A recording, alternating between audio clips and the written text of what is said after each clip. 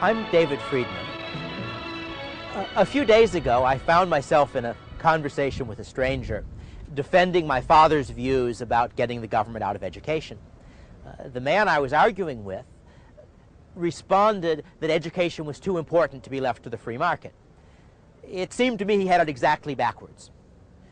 If I had my choice, I'd like to get the government out of both delivering the mail and running the schools. But if I had to choose, I'd leave them with the mail. After all, if the government is in charge of delivering the mail, all that means is that some of our letters get lost. If governments are in charge of running the schools, that means that some of our children never learn to read. Education is important. It's not the only important thing. Consider the same argument applied to food. Surely food is a very important thing, and so if important things should be done by government, it seems to imply that the government ought to take over the supermarkets and the farms. The experiment has been tried. In the 1930s in Russia, Stalin collectivized agriculture. The government took over the schools, and several million Ukrainians starved to death. It reminds me of a conversation I had more than 20 years ago with a couple of Czech students in Vienna. That was the summer that Czechoslovakia tried a little prematurely to move away from communism, and the Russians invaded them. The students I was talking with had been caught outside of the country at the time of the invasion and were in Vienna trying to decide whether or not they should go home. And they were trying to explain to me what the Czech reformers were trying to do. As they described it, they wanted the best of capitalism and of socialism. And part of that was that they wanted to have free market prices for most goods, but have the government control the prices of a few essential commodities such as bread and milk. And my response, of course, was that if the free market was really better for the other things, then it was even more important to use the free market for essential commodities. I may have misunderstood them at that point, because I don't speak Czech and their English wasn't very good, but I think they said was, yes, that's what our professors say too. And I figured at that point I knew why the Russians invaded. So I guess what I'm trying to say is that I agree that education is important, and it's far too important to be left to the government. Human and political freedom has never existed and cannot exist without a large measure of economic freedom. Freedom is making choices. What's best for me? What do I want to do? We all want to be free to choose. No government official is telling these people what to do. Parental control, parents choosing the teacher, parents monitoring the schooling. Free to live your own life, pursue your own goals, chase your own rainbow, without the government breathing down on your neck or standing on your shoes. Most of us would choose prosperity if we could, but what's the best road to that goal? Free trade set off a process that revolutionized Japan and the lives of its people. The Pilgrims tried a form of socialism over 300 years ago.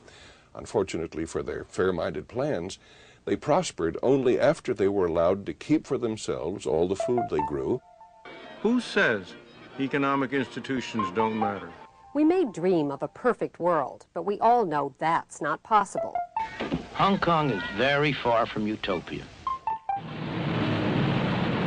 Life is unfair. There's nothing fair about one man being born blind and another man being born with sight. I do not know any exception to the proposition that if you compare like with like, the freer the system, the better off the ordinary poor people have been. Dr. Friedman has spent a lifetime studying freedom and prosperity. To him, the lessons of history are clear.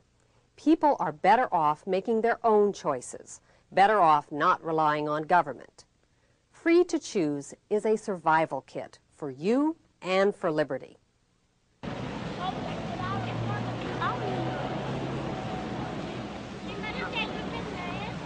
These youngsters are beginning another day at one of America's public schools, Hyde Park High School in Boston. What happens when they pass through those doors is a vivid illustration of some of the problems facing America's schools.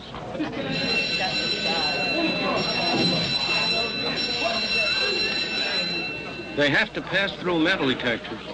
They're faced by security guards looking for hidden weapons. They're watched over by armed police.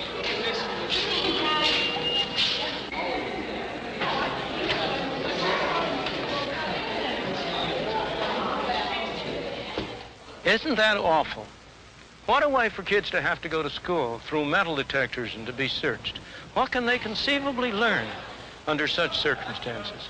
Nobody is happy with this kind of education. The taxpayers surely aren't. This isn't cheap education. After all, those uniformed policemen, those metal detectors have to be paid for.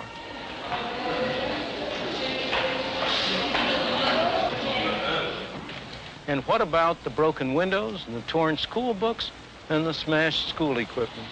The teachers who teach here don't like this kind of situation. The students don't like to come here to go to school. And most of all, the parents. They are the ones who get the worst deal. They pay taxes like the rest of us. And they are just as concerned about the kind of education that their kids get as the rest of us are. They know their kids are getting a bad education, but they feel trapped.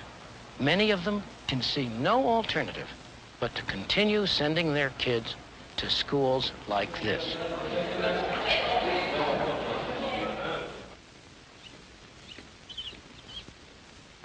To go back to the beginning, it all started with the fine idea that every child should have a chance to learn his 3 R's.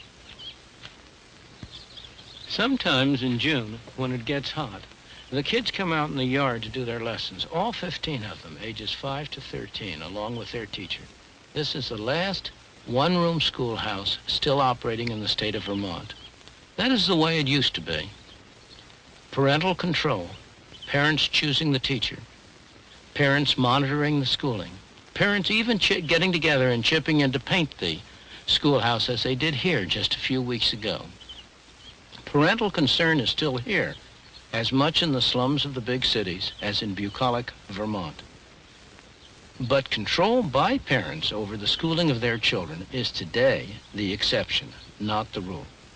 Increasingly, schools have come under the control of centralized administrations, professional educators deciding what shall be taught, who shall do the teaching, and even what children shall go to what school. The people who lose most from this system are the poor and the disadvantaged in the large cities. They are simply stuck. They have no alternative.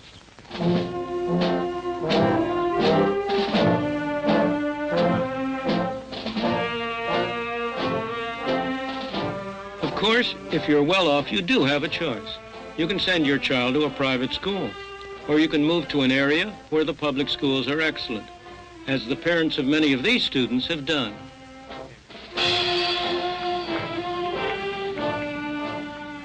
These students are graduating from Weston High School in one of Boston's wealthier suburbs. Their parents pay taxes instead of tuition, and they certainly get better value for their money than do the parents in Hyde Park. That's partly because they've kept a good deal of control over the local schools, and in the process, they've managed to retain many of the virtues of the one-room schoolhouse. Thomas Andrew Green, Margaret R. Story. Students here, like Barbara King, get the equivalent of a private education. They have excellent recreational facilities. How does his plan differ? They have a teaching staff that is dedicated and responsive to parents and students.